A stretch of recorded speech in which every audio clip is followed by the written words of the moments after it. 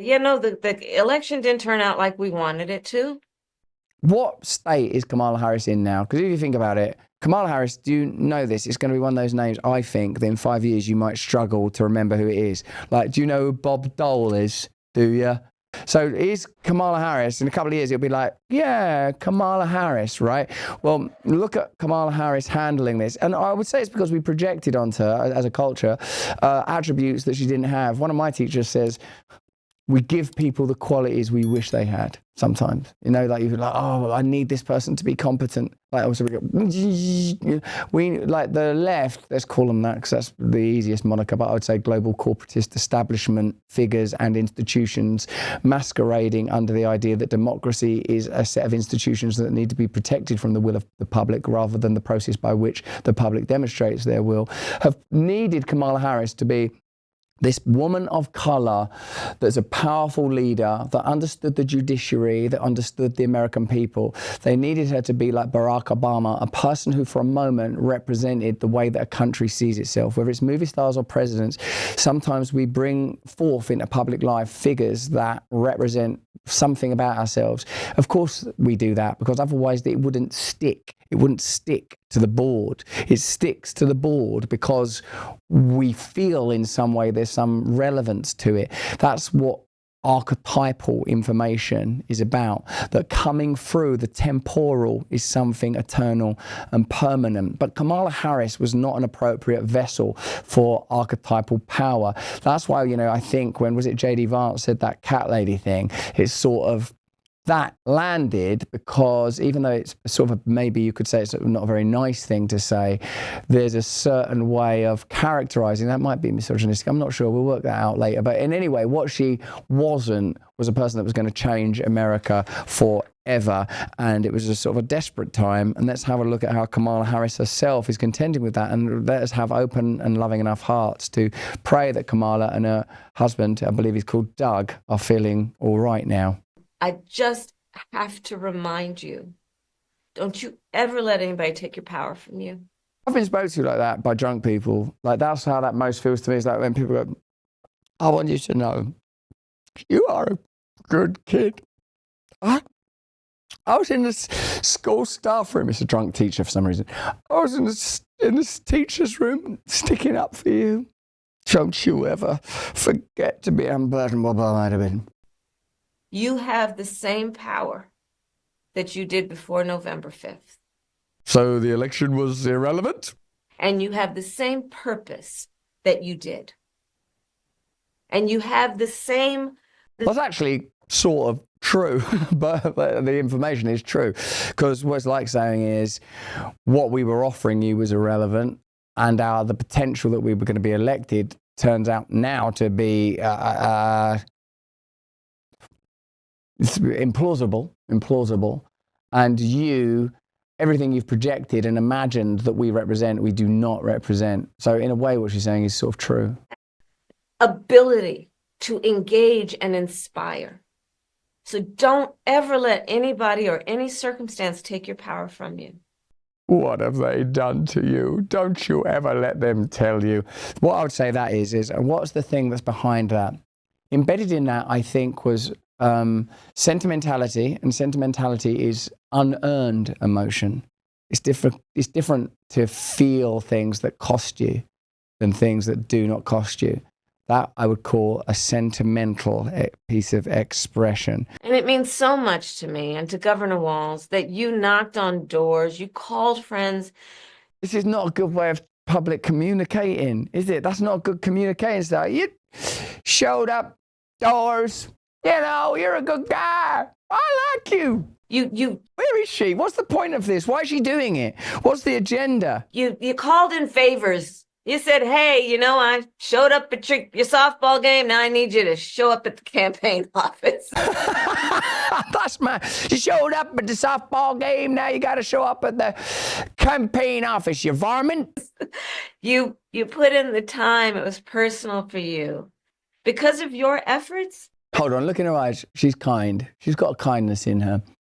But that's not what we're discussing. We're not discussing kindness. We're discussing competence.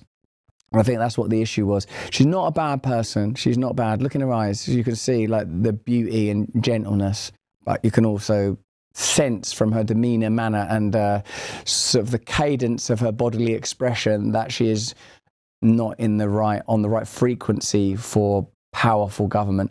Like you see, like Trump, right? Who is a person that I've really, like when he first came out, I'm like, nah, man, Donald Trump is just too mental. Look at his vibe. He's like some sort of mad obelisk gorilla thing. He's like sort of, the word swami means he who is in himself. And like, that's what, you know, and people I think are incorrectly diagnosing that as narcissism, when in fact it's kind of a type of certainty that if you have got this paradigm, and it's a paradigm that I strongly disagree with, of mass centralized government and mass centralized power, you do need people that are like that. Well, you can see that because look who won. Get this. Corporeal Being in the chat says, you're confusing kindness with alcohol. She has alcohol in her. You're right. I'm not very good at that. I would like, for someone who is a recovering drug addict and alcoholic, and I spend a lot of time around drug addicts and alcoholics, I'm always thinking, this person's acting a bit weird. And people, they're on heroin. Oh yeah, no, I remember that, yeah. This person seems very confident. They're drunk.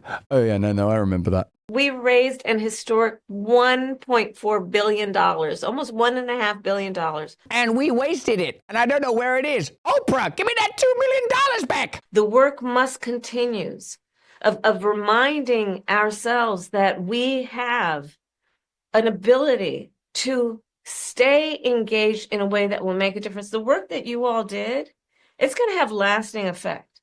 You know, the election didn't turn out like we wanted it to. Certainly not as we planned for it to. And I know this is an uncertain time. I'm clear-eyed about that. I know you're clear-eyed about it. Maybe clear-eyed, right? Check this. Maybe the phrase clear-eyed is on her mind because she has been drinking, and just before she goes on. Do you think that's possible? And it feels heavy. And I just have to remind you, don't you ever let anybody take your power from you.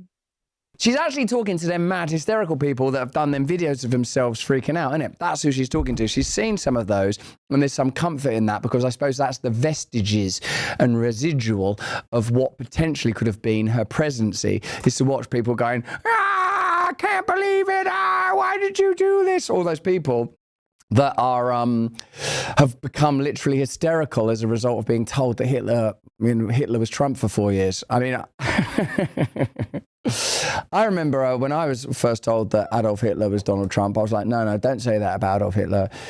He's doing his best. And like, so they created those kind of conditions of hysteria. And now people are acting hysterically. And I reckon she's watched some TikTok videos of people doing that. And like, she's gone like, okay, I'm going to talk to those people and go, don't let them ever take your power away. But that is not good. You don't have no power if you're behaving like that. It's mental. You have the same power that you did before November 5th. And on this... Flower Power 678, Russell needs a nap. I do not need a nap. I've just got a bit of a sore throat.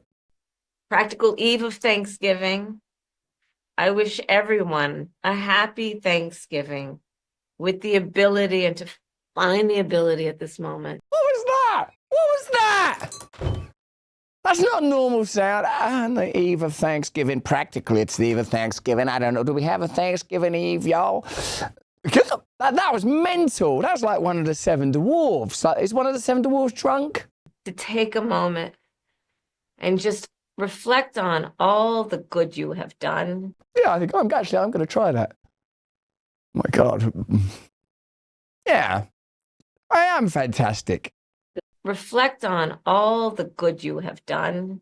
Oh, that's enough. That's too mad. I can't take it anymore. It's making me feel unusual. It's making me feel weird. I do think, like, you know, I don't like, it's not my job to diagnose other people's conditions, but there's some pretty interesting raw material there, isn't there? Some pretty interesting raw material. But on the serious side of the campaign, Bad Hombre posts, Kamala Harris is not unburdened. She could be potentially facing legal issues with the FEC aside from her $20 million debt.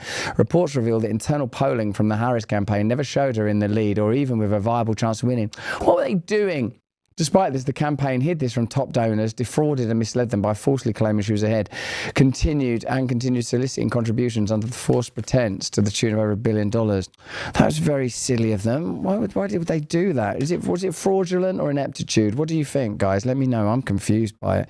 All right, now here's Stephanie Cutter. She's one of the people that was advising Kamala Harris. What was they saying? Here's a good thing to do. Use weird, jerky, scarecrow body movements and speak in almost unknowable epigrams and epithets that don't make sense, that seem like some Gnostic prognosis, or as our man Tim Dillon said, entirely a language made up of gypsy curses. On the Biden question, we of course got that everywhere we went.